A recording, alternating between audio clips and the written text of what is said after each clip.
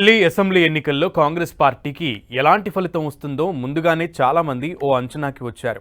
మహా గొప్పగా పెర్ఫామ్ చేస్తే ఓ 5 సీట్లైనా గెలుస్తుందనుకున్నారు. అంతే.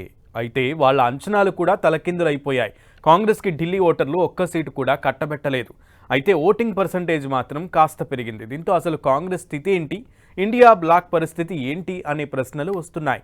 అంతేకాదు కాంగ్రెస్ ఈ ఓటమి తర్వాత అయినా తన తీరు మార్చుకుంటుందా? ఇంతకీ కాంగ్రెస్ మార్చుకోవాల్సిన తీరు ఏంటంటారా? Watch this story.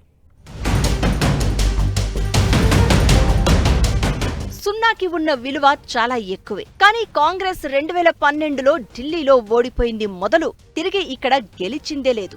1998 నుంచి 2013 వరకు కాంగ్రెస్ ఇక్కడ 15 ఏళ్లు రూల్ చేసింది. ఆ తర్వాత ఢిల్లీలో పార్లమెంట్ ఎన్నికల్లో ఓటమి పాలైంది. అప్పట్నుంచి కాంగ్రెస్ది అదే పోత. తాజాగా ఢిల్లీ అసెంబ్లీ ఎన్నికలలో మరోసారి జీరో పెర్ఫార్మెన్స్ ఇచ్చింది. విజయాలకు ప్రతి ఒక్కరూ చుట్టాలే, కానీ పరాజయానికి మాత్రం ఒక్కరనే బాధ్యులను చేస్తారు. ఈ కోణంలో చూస్తే పోల్ మేనేజ్మెంట్ కానియండి, ఎన్నికల రణక్షేత్రాలు కానియండి, అసలు కాంగ్రెస్ ఏం నేర్చుకోవాలి? నిజంగా కాంగ్రెస్ ఏమైనా నేర్చుకుంటుందా అన్నది కూడా సందేహమే. ప్రతిపక్షాల అనైక్యత బీజేపీకి కలిసి వచ్చిందన్నది అందరికీ కనబడుతున్న సత్యమే. ఇదేం తెగ శోధించి తెలుసుకోవాల్సిన అవసరమూ లేదు. అసలు ఢిల్లీ ఎన్నికలలో కలిసి వెళ్దాం, మాకు కాస్త మద్దతివ్వండి అన్న ఆమ్ ఆద్మీ విజ్ఞప్తిని బ్లంట్ గా రిజెక్ట్ చేయడమే పెద్ద తప్పు. అసలు ప్రత్యర్థి బీజేపీని వదిలివేసి ఆమ్ ఆద్మీనే తమ అపోజిషన్ పార్టీ అన్నట్లుగా కాంగ్రెస్ వ్యవహరించడం రెండు పార్టీల కొంప ముంచింది. రిజల్ట్ చూసి ఈక్వేషన్లు మాట్లాడుకోవడం అటుంచి ఏ ఓట్లను టార్గెట్ చేస్తుంది కాంగ్రెస్ కి క్లారిటీ లేకపోయింది. అసలు ఆమ్ ఆద్మీ కానీ కాంగ్రెస్ కానీ రెండూ ఒకే వర్గం ఓట్లను టార్గెట్ చేసినప్పుడు అది అంతిమంగా బీజేపీకే అనుకూలించింది.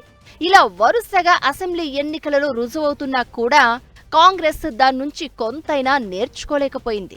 అందుకే చివరికి ఇండియా బ్లాక్ లో కాంగ్రెస్ బ్లాంక్ గా ఉండిపోయింది.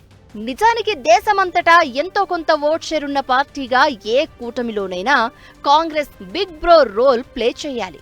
గతంలో అలానే చేసేది. కానీ ఇప్పుడు మాత్రం అలా కాదు. ఆమ్ ఆద్మీతో కలిసి పోటీ చేస్తే ఖచ్చితంగా రిజల్ట్స్ వేరేగా ఉండేవనేది నిజమైతే ఇప్పుడు అలాగైతే ఇలాగైతే అనే వాదనలకు ఆస్కారం లేదు. కాబట్టి ఖచ్చితంగా ఓటమిని అంగీకరించాలి.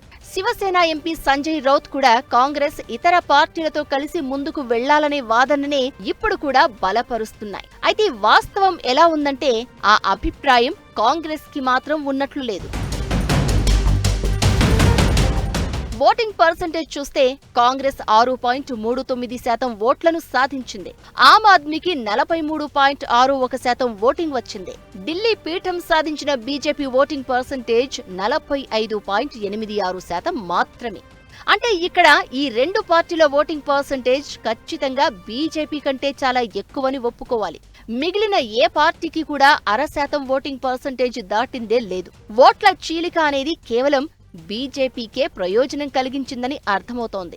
ఈ వాదన ఓడిపోయినందుకు కాంగ్రెస్ కి కాస్తో కూస్తో ఊరటనిస్తుందేమో కానీ సున్నా ఫలితాన్ని తప్పించుకోవడం కుదరదు.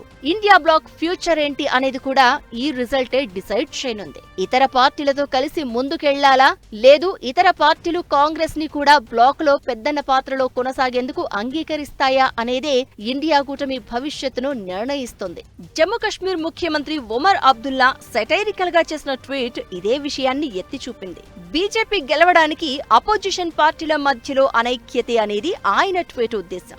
మమతా బెనర్జీ, అఖిలేష్ యాదవ్, కేజ్రీవాల్ వీరంతా కాంగ్రెస్ నేతృత్వాన్ని కోరుకుంటారా, లేక కాంగ్రెసే ఇతర పార్టీ లీడర్ల ఆధిపత్యాన్ని అంగీకరిస్తుందా అనేదే బ్లాక్ ఫ్యూచర్ ని డిసైడ్ చేయనుంది.